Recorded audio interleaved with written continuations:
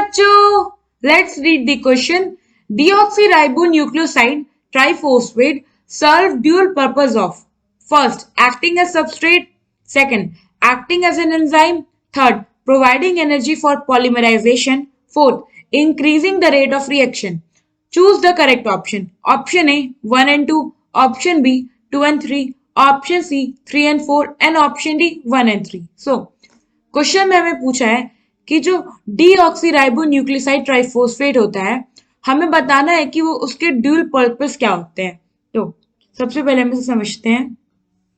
D ribo nucleoside triphosphate, deoxyribo nucleoside triphosphate, इन्हें हम डीटीपीएस as short form भी जानते हैं।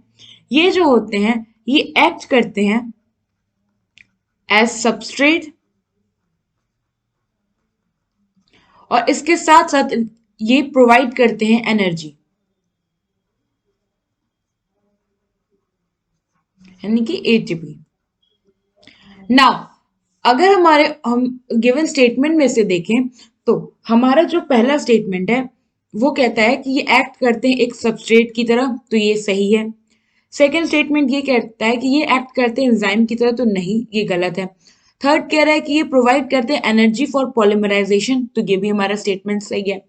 फोर्थ क्या करता है, ये इंक्रीज करते हैं रेट ऑफ रिएक्शन को। सो रेट ऑफ रिएक्शन पे कोई भी इफेक्ट जो है वो एंजाइम डालता है, ना कि सबस्ट्रेट, तो ये वाला ऑप्शन हमारा गलत हो जाएगा। सो अगर हमारे गिवन ऑप्शन में से हम देखें तो हमारा स्टेटमेंट 1 एंड 3 सही था, तो ये हमारा करेक्ट ऑप्शन बनता है यहाँ पे ऑप्शन डी। नाउ डीटीपीज के बारे में हम और कुछ पॉइंट जान लेते हैं। सबसे पहले ये कि ये डीएनए सिंथेसिस जो डीटीपीज होते हैं ये एक्ट करते हैं एज बिल्डिंग ब्लॉक्स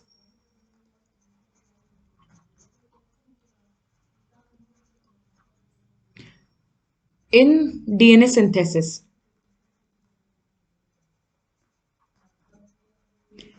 इसके साथ साथ ये क्या करते हैं, ये high energy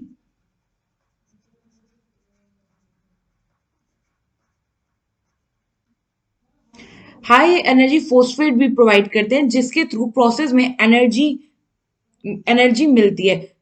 so I hope आपको ये क्वेश्चन समझ में आ गया होगा। Thank you.